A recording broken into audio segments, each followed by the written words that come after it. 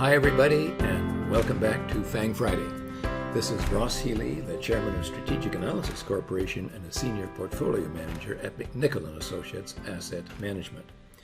Before we get to the FANG stocks themselves, I should remind you of our free introductory webinar in January for FANG Friday viewers who want to learn more about the science behind SVA and why our proprietary chart provides such clear buy and sell points for so many stocks.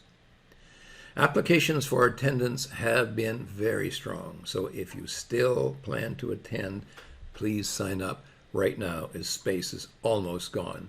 You can do so by sending us an email with your first and last name to info@strategicanalysis.ca. As a reminder, I will be covering the science behind SVA, although perhaps mercifully not the mathematics themselves, and why our proprietary chart provides such clear buy and sell points for so many stocks. I will provide you with a good background so that you will be comfortable using it yourself to keep close tabs on your own portfolio. And now to business. As I discussed last week, while the NASDAQ may not be, in some ways, as important as the Standard & Poor's 500, there is excellent information value in knowing where the NASDAQ 100 stands, and that appears to be particularly true right now. The NASDAQ 100 has been trading at or very close to its HB1 price, that's roughly 10 times its adjusted book value, for almost a month without being able to advance 1 penny further. In doing so, it has held the S&P back from a further advance and caused a number of the FANG stocks to stall out. Where we go from here is the big question. But before we take a close look at the FANGs, as always, I do say thanks to everyone who likes this video and all our subscribers. Okay, I'm going to start with the 3 stocks that I consider to be sort of in my phantom FANG portfolio. That is the stocks that I actually like, that are safely on side, look technically sound. So the first one is Amazon. And we put Amazon into the phantom FANG portfolio a little while ago when it fell almost to its HB2 price. That is 12 times its book value. And that, by the way, is a 10-year valuation low. Now, so far, it's been holding, although it's been slopping off a little bit lately. One of the things that I do keep an eye on, however, is that the intrinsic value has been slipping, okay? And, that's because their sales are actually slowing down. They're not going to sell every last thing to every last consumer in America. The second stock that is in our phantom FANG portfolio is Apple, and here I hope you can see that dotted line there, because the extension of it over here actually represents what I suspect is the actual book value of Apple. You'll see there's an uptick here, but that's on account of the fact that unfortunately we don't have monthly balance sheets to sort of bring the balance sheet back into its longer term trend. So we have to kind of extrapolate a little bit here. The third stock is Netflix, and that had a lovely breakout, and of course, as all good stocks do with good technical breakouts, had a breakout, a pullback, and was happily moving on towards its HB4 when along came the Omicron virus, and of course the peak in the NASDAQ 100, and the stock is kind of rolling over. I'm watching this very carefully to make sure that it holds at the HB3 price, which is 16 times its book value.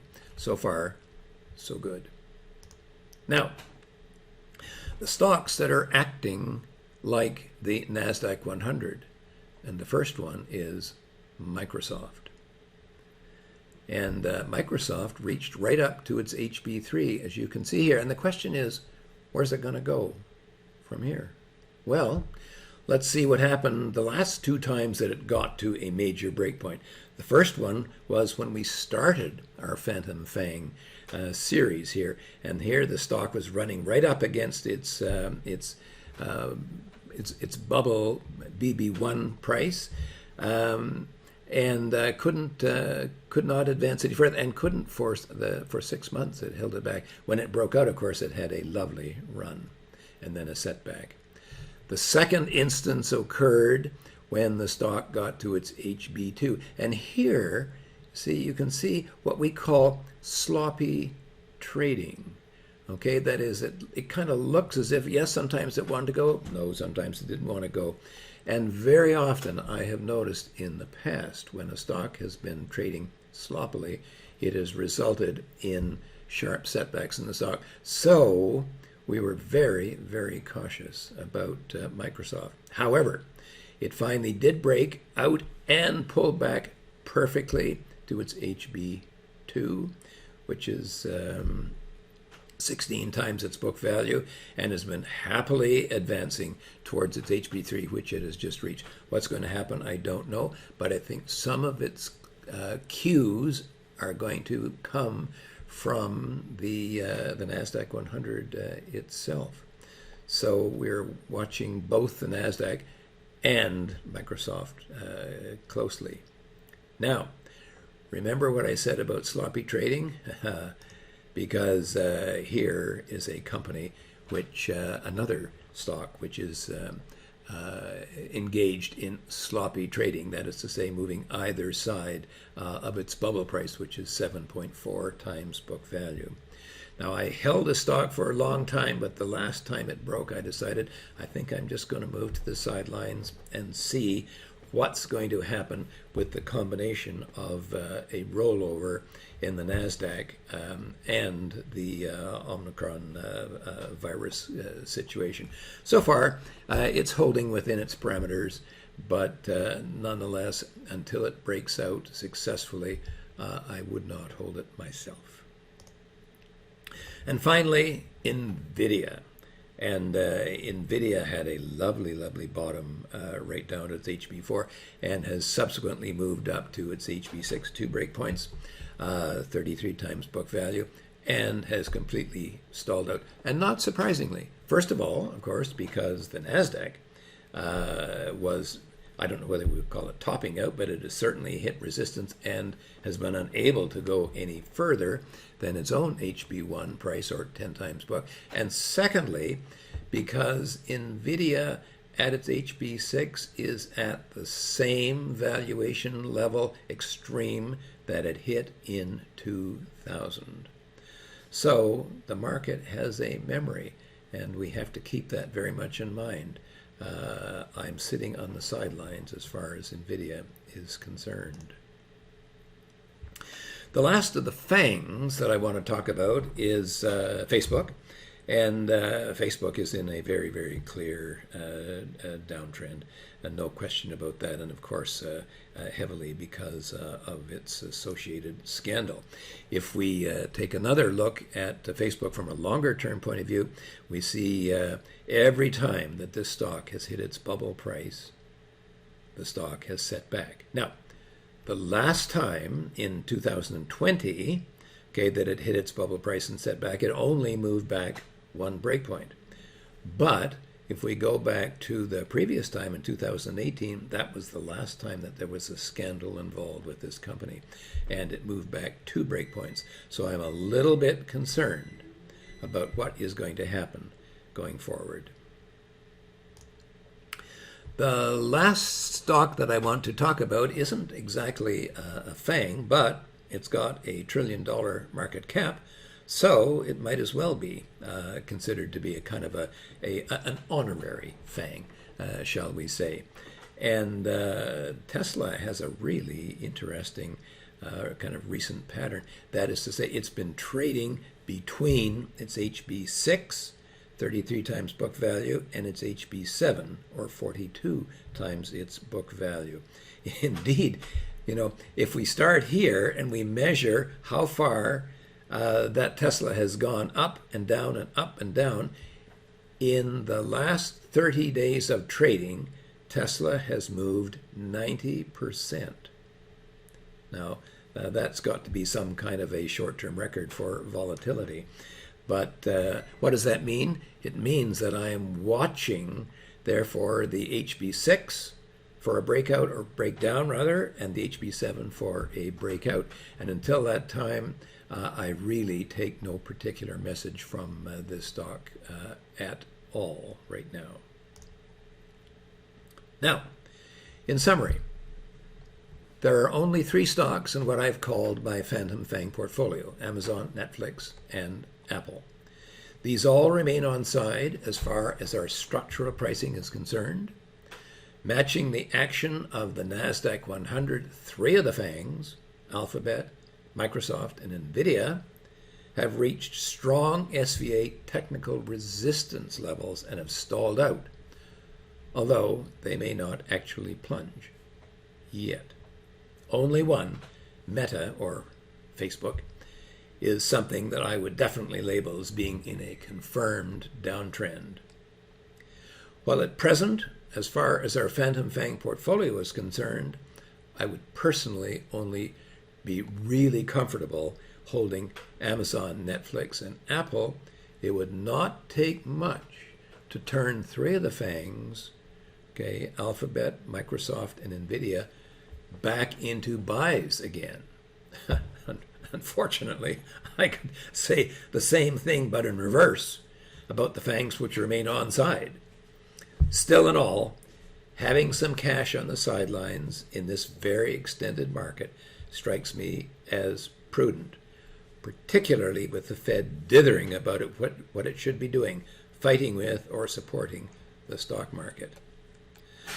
I added Tesla this week as one example of a stock which is straddling the fence.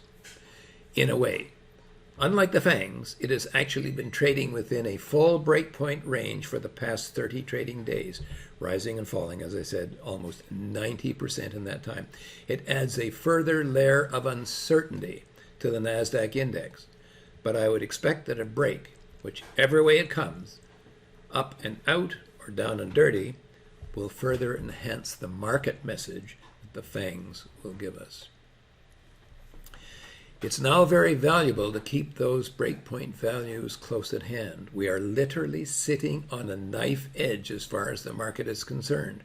From a strictly FANG point of view, I trust that you would agree with me that we cannot call either an incipient bear market, despite the poor values in evidence, nor a continuation of the bull market, which might carry the Standard & Poor's 500 up to our own long-term target, the low super growth price, or 4.5 times book value, which is the peak of the market advance in 2000. Personally, I'm watching to see if Amazon can hold its HB2 price, as that would break below its 10-year valuation low and signal worse to come from the stock itself, but quite possibly the overall market. Confirming Amazon would be Apple, the largest stock in the world by market cap, and adding Tesla to the group would give us a trifecta of the very biggest stocks, save for Microsoft. I could add Netflix to the group, but it is a lesser important than those big 3.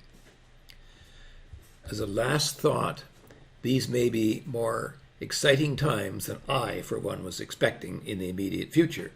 But what you should do with the rest of your portfolio may be more obvious with SVA at your back. To whet your interest, I should observe that, for instance, of the 30 Dow stocks, 15 are or were in very recent, clear, tradable downtrends of some considerable magnitude. As you saw, remember last week when I showed you the SVA chart of Intel? Anyway, you know where to find me.